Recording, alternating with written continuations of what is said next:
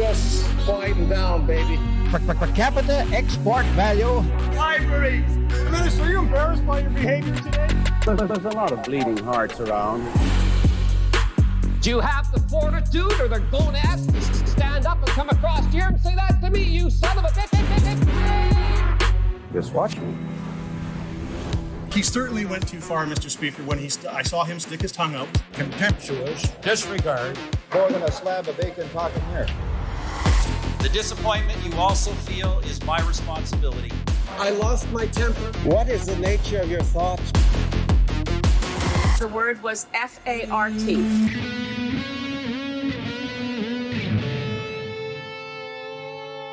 Hello and welcome to Canadian Politics is Boring. I am Reese. This is Jesse. Hello. And this is the show. That's the voice I put on when I'm trying to impress a woman. Hello. It's me.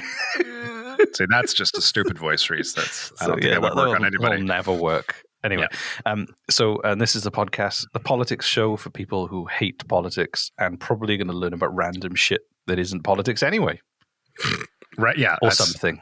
I, honest to God, have no idea who our demographic is. Like, you made the show cool because dudes. you thought Cool it was dudes. funny. You genuinely thought it was funny that I fucking hated politics and found it boring. And you're like, let's run with that. I'm like, no.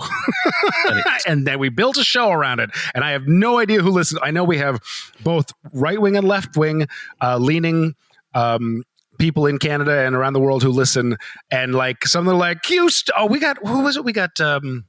We got someone called us deluded liberals, but they still like us. Yeah, nice. And they were like someone was trying to get us to be more right-winged and less liberal, less left, like liberal moaner losers or whatever. Like, they were really insulting. And I'm like, okay, so let's. Was that the Instagram person? They said, I think, yeah, we should but stop it was like being woke or whatever. Yeah, but like, he was genuinely trying to help us, he said. So I was like, that's nice. I don't know. I don't understand, but it's nice. Like, listen, I really, thank you. I would like the show. I can't listen. All I need you to do is change your entire belief structure that was imprinted on you during your entire life and experiences. Just change that, and I'll listen. Easy. I was talking to this the other day with someone else. I kind of have this belief about people. It's after watching gulls and crows. Gulls, okay. Like seagulls, which apparently are not called seagulls; they're just gulls, which I was reading from the sea. But yes, gulls. Yes, there's gulls and crows, and just watching them after feeding them. Gulls, if you put down food, gulls will swoop in and they'll take everything. They will eat everything as quickly as not humanly possible, as birdly possible. Vacuuming it up, possible, as birdly possible. Right? They'll just suck it up. They won't care. They'll like. All for themselves, all for just as much as that one bird can take. And it's just awful to watch. Whereas crows work together as a group, right? They signal to one another. If one crow sees food being put out, they'll call to the other crows to come. They'll keep watch while other crows go down. Yeah, they mourn the death of loved ones as well. Yeah. So and they really like true crime podcasts. Well, I won't. So human. I'll try my best to keep this short. But here's where my thought went on this, which is like what are we doing? I'm good. I'm talking about evolution a little bit. Okay. So, and I get like, so I think like, is one better than the other was what evolution kind of like, that's an incredible simplification of like, what's better, what works, what survives, etc. So crows is a type of mentality, which is like, it's better for the group if we look out for one another, and we'll see how that pans out in the history of crows. And with gulls, it's better if I look out for me and only me as quickly as humanly birdly possible, and we'll see how that pans out. Is this your definition of like left and right ring? Are you a gull or a crow? Well, kind of, yeah. So, like, I mean, it's a really crude sort of description, but like, I believe that they're. Hold on, like a woodpecker. Yeah. Well, hear me out here. I believe that there are mentalities, okay? And one of the mentalities is we need to look out for the group, the collective good, our neighbors, strangers that we don't know, because we're all in this together. And that means kind of sacrificing our own personal good for the betterment of the group, the neighbors, the tribe, the crowd, everything, the town, the village. The murder of crows. Yes. That's Sure. the collective term for a group of crows. For the murder. Yes, thank you. Murder of Good for the crows. murder. And the other mentality is I need to look out for me and only me as quickly I need to and shit best on a car from 100 meters above. Yes. So, and I'm wondering, I think if both of these mindsets think like in their heads, they're like, why doesn't everybody think like this? This is obviously the best way of thinking. And they like both people genuinely believe this and think the other people are ludicrous and totally in the wrong. And why can't they just see our point of view? Take care of yourself, fuck everyone else, and then we'll just get together afterwards or whatever. And then I don't know. And we spend so much time trying to convince the other people to think like us because we believe it's the only way of thinking. So are you saying that if we can get a gull to fuck a crow, we'll have world peace? That's exactly what I'm saying, Reese. Thank you very much. Yeah. People come here for answers.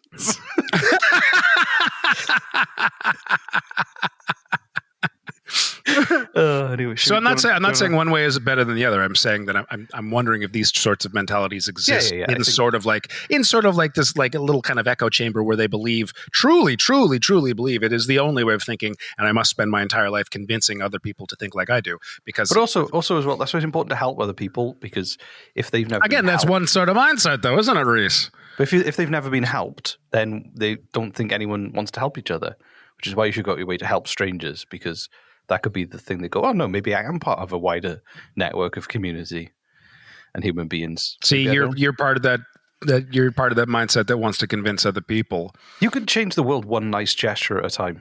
Fuck that. Pushing, helping someone change or a tire, one punch, one nose punch at a time. Yeah. Or like I say the opposite. Just go out and pick one random person and just punch them straight in the nose. And then scream at them, you're alone in the universe. Anyway, fucking gull. Yeah, gulls versus crows. There you go. Yeah, exactly. Yeah. No, but in my head now, they're two street gangs, a left-wing and a right-wing street gang, and they call themselves the Gulls and the Crows. Like West Side Story. Yeah, exactly. Yeah. A really unthreatening street gang because they dance. I would like to have a little ending on this so that I don't alienate everybody. I do believe that both mentalities need to exist. We need to have the mentality of take care of yourself first so that you can better take care of your family, your friends, your neighbors, etc. And if you do not look out for number one, your mental health, your physical health, your environment, your home, then it doesn't matter how much you want to help other people. If you yourself are a crumbling mass of horrible depression and poverty, then you can't help anybody. So yes, you need to look after yourself. You have to. That is kind of impertinent. But if you just take that and run with it and never look after other people, then you'll kind of go to the extreme. And the opposite is, yes, we need to look after our neighbors, our friends, our families, the village, our town, et cetera, et cetera. But if you never look after yourself, you will become a crumbling heap of that's just kind of taken advantage of by other people, by gulls, et cetera, et cetera. So both mentalities need to exist. And we need to have more mediators in the middle to kind of like rein us in and show us, like you, Reese. Like I just realized that we're nearly 10 minutes in and we're still talking about gulls and crows. Thanks a lot for listening, everyone. Talk to you next time. Yeah. Jesse's gull and crows theory. Do you want to talk about a thing, or should we just riff on this for another 10 minutes and go home? Yeah, tell me a thing. Yeah, go ahead. Tell me a thing. Okay. Oh God. Okay. So this episode is not. You'd be surprised to hear. It's not called Gulls and Crows. It's called Gulls versus Crows. It's called When Stephen Harper Controlled Science. Now, I thought this is a good topic. You like science, and you seem. I think you're better at science and medicine than I am in terms of talking about it. You seem informed. So I thought. Before we get into that, okay. What bird are we going to talk about now? No. Politics of an emu? No, we got some SpeakPipe messages. I say we just play that now and take a listen. What? I'm adding that in case we get messages so cool. that you can. That was great. Thank you. Anyway.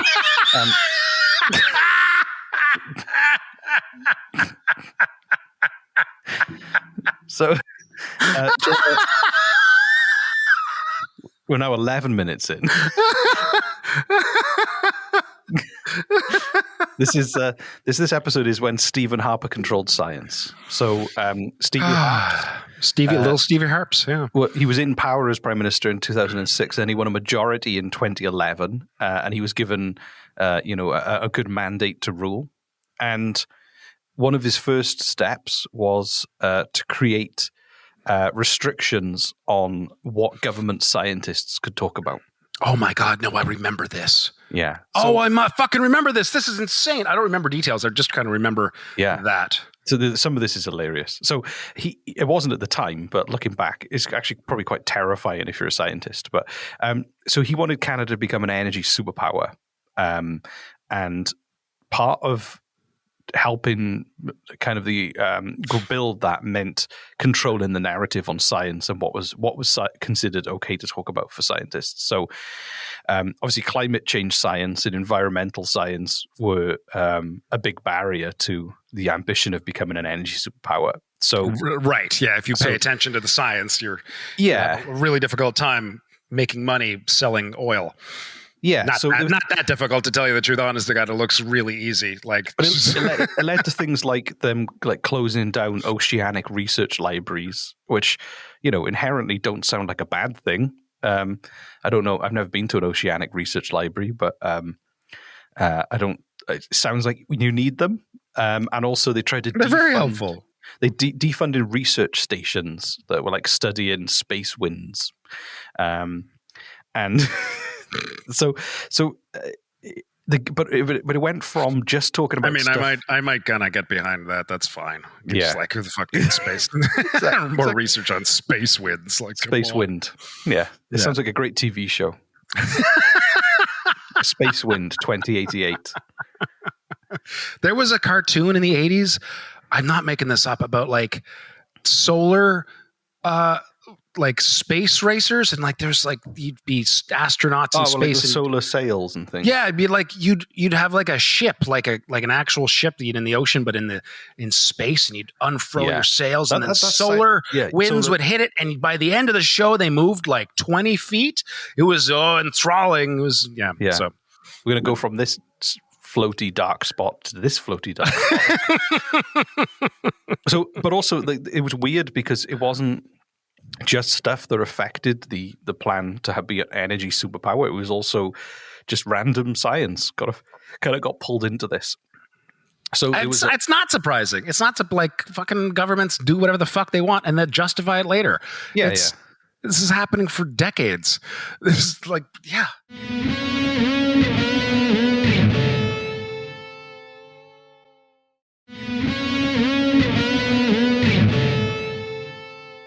So there was a scientist called Max Bothwell. I think he was a government scientist with Environment Canada, and he was a biologist. And he had this very uncontroversial work studying microscopic algae that formed on rocks in streams that was known as rock snot. And that was disgusting. That was his field of research. He was kind of looking into rock snot. And if you wanted to talk to a journalist, and this happened, a journalist wanted to speak to you, go, hey, let's find out about your interest in research about this kind of algae. So first of all, he had to speak to the Special Media Control Center that dealt with all media requests. And then the media relations... Oh, yeah, I remember this. Yes. The media relations staffers were middlemen, and they would modify the message to make it... How can we make this rock snot more politically advantageous to our government? I didn't know that. Yeah, so they were like, oh, how can we make Stephen look good in this? How about we say that rock snot isn't an algae, it's actually just all of Stephen's snot. Or something. I don't know. He is the spawn of Satan. Exactly. He is the worst prime minister we've ever had. From now on, all rock snot will be called Harper jizz. I don't know. I don't know how often that's going to come up in conversation. I wouldn't last long in that department. So anyway. Thank God. And they were told in kind of very clear terms that they would be dismissed if they talked directly to the press. Everything had to be kind of massaged through the control center. And everything had to be written, all the questions had to be submitted in advance, and the answers from the scientists had to be written and passed through there as well. for Bothwell, it ended up being such a laborious process just trying to have a conversation about his work that there were 110 pages of emails between 16 different communications staff. Jesus. So what it meant was it was almost no point talking to journalists. It became so much of a headache that it wasn't worth doing. And then he got a call from a radio station saying that they would like to they'd like to interview him on the radio about his research, which is great. If you're a scientist, like to go, hey, we can teach the public about what we do and talk about this. He said he was going to do it. But about rock snot. Yeah, just to talk about the research. But the media control staffers wanted to be listening in like North Korean spies on the conversation. What? To monitor the conversation and control. Why would they care so much about rock snot? I know, and the no, like seriously, was it a danger to little Stevie Harps making money on big oil? I guess they were just doing their job. They were told to wield political influence over all scientific communications. So that's insane. So the journalists at the CBC just said, no, we're not doing we don't agree to those terms. That's not like journalism. So we're not. Otherwise, we just become a mouthpiece for the government. So they did. Good for them. Fucking A. In the end. Yeah. Right. Okay. So, thank God. So there was another scientist called Scott Dallimore who was doing research into a flood that happened in northern Canada 13,000 years ago, and he was basically had the same experience. So he missed out on an opportunity and there was a deadline to his research being reported on. And what happened was that the media department, or the staffers in the media department, just took their time. So he missed the deadline. So they didn't. I don't know how they were like. How can we make a flood that happened 13,000 years ago look good for Stephen? Oh my God! Christina Miller was denied the right to speak to the media, or was blocked from speaking to the media because she had research suggesting that viral infections might be linked to higher salmon mortality. Again, that would look really bad for Stephen. This shit actually happened? Are you serious? They weren't. Oh wow. Okay. And then there was another scientist called Margaret Monroe, and she studied that radiation. She'd basically done some research into radiation from the earthquake that happened in Japan that damaged the nuclear power plant. And again, she wasn't allowed to talk about it. Yeah, so it was just. But how do they stop them? This isn't a dictatorship like we're Canada. Because they were employed by the government, so they knew that if they did talk about their research. And you think about this, if you've been doing scientific research for like a decade and you've been like kneeling in a pond for 3 years. And then they go, hey, by the way, if you talk about this without us controlling it, you'll lose all of this, all that effort and energy and research you've done. Then you end up, you're gonna lose your job. So it's a hell of a lot of pressure when you've if that's your life's work and also your source of income, then it's easy for them to wield that influence on you. Fucking Jesus Christ. It's depressing. This isn't funny. This is just sad as fuck. He did lose the election eventually, so he's not prime minister anymore. So thank God. So there was another one. It was this. I've got there's so many of them. So there was a researcher. I'm not advocating violence, but I am advocating a punch to the nose. If someone sees him, can they just punch him in the nose? Just you can tell him it's from me. That's fine. There was another researcher who was doing the Canadian Shark Research Laboratory, and they we're talking about people like shark stories. The public are interested in shark stories, and they found that even like the most trivial topics were impossible to communicate about. So they actually in 2014 they'd done groundbreaking research into determining how to work out the age of crustaceans like lobster, shrimp, and crabs, and it was a really good news story because it meant they could assess fish stocks, and it was a good like a really good scientific breakthrough. It would make Canada's research look good, and it had like economic impact and like relevance to the fishing industry and everything here. It had nothing to do with climate change or any of those, the oil or anything at all. And they were kind of like blocked for about 2 months. Nobody even bothered replying to them to let them know whether they could talk about it. And they were getting chased by US news outlets, American news outlets, because they were like, hey, this is if this science is relevant to the entire world. It was just barrier after barrier after barrier. Wow, because it was science. I think that's what it is. Yeah, I think like science. Like little Stevie Harps, he looked at oil as like oil good, science bad, and like that big monster in Labyrinth sort of thing, and like anything to do with science might take his money away.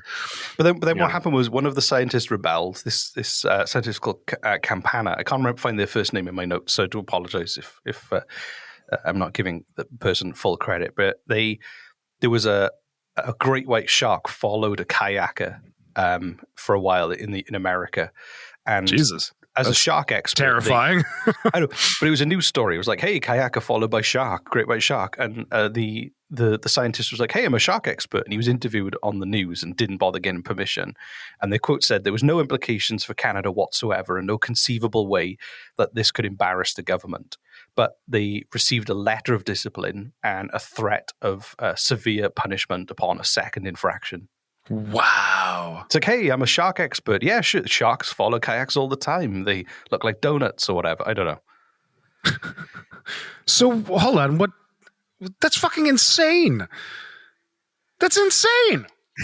I know. There's no way that would hold. If you, like they couldn't do anything. A second infraction, what would happen? He'd go to jail for talking about sharks? Like, no fucking way. There's no way. Yeah. That would not fly in Canada. It wouldn't. Like...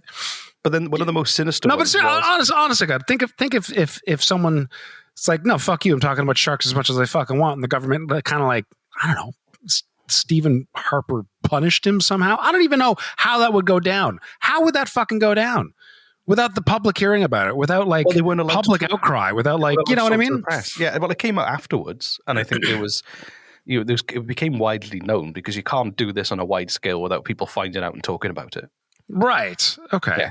But I think one of the worst was the Polar Environment Atmospheric Research Lab. They pulled its funding, and also the Experimental Lakes area, which was one of the most important facilities for tracking long-term effects of climate change and pollutants on freshwater ecosystems. I mean, it just kind of sounds like Harper's like, in general, actually afraid of knowledge, things that he can learn or that other people could learn. Like, just in general, it's bad, but people terrifying to him.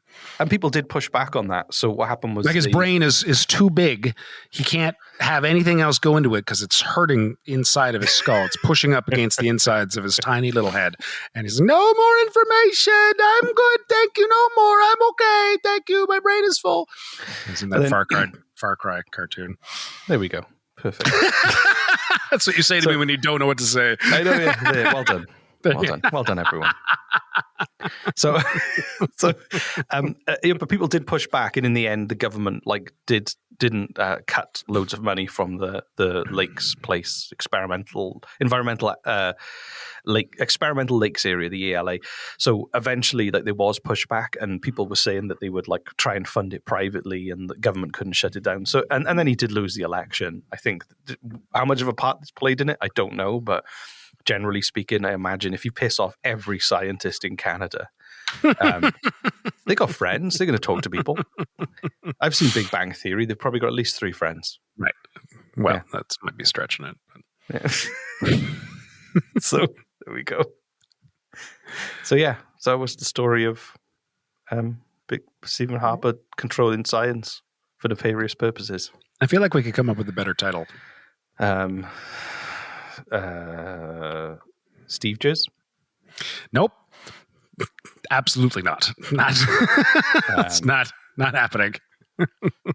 Stephen Harper hates science. That's kind of on the nose. Well, you have to be on the nose these days. Can we make it like a Harry Potter title? Stephen Harper and the Chamber of Science. Well, that's not bad. All right. Yeah, Stephen cool. Harper and the Quest for the Crystal Skull. That's totally different movie altogether. Stephen Harper and the Temple of Doom. Okay, now you're just Stephen naming Harper. Now you're just naming Indiana Jones movies. It's Stephen Harper, The Revenge of the Sith. okay. I think it's time to end this now. Thank you very much. I'm calling it that. Just randomly naming movies and putting Stephen Harper at the beginning of it. Yeah. Stephen Harper, Revenge of the Sith. That's what it means. So yeah, call to action is go on our Instagram and I knew it. I knew you were going to say Instagram. Like every post. It's been a while since you've mentioned our Instagram. I think it's come back around. So yeah, okay, it's time, is it? All right. Like every single one of our posts, and you'll win nothing. You'll get like everyone. If somebody goes on our Instagram and likes every single post, we'll know because we'll see who it is, and you'll get a special prize from us. What the fuck is it? The special prize? I'm going to leave this to you, man. I'm not touching this. Maybe I don't know. We'll think of something. But if you do it, you'll get a special. You were going to forget this 5 minutes after you hit stop. This is no. A unique prize that cannot be replicated. Oh, God. Reese will say your name inside of a burp. Yeah, if you want. Okay. All right. Goodbye, everybody. Thank you. It's rock snot.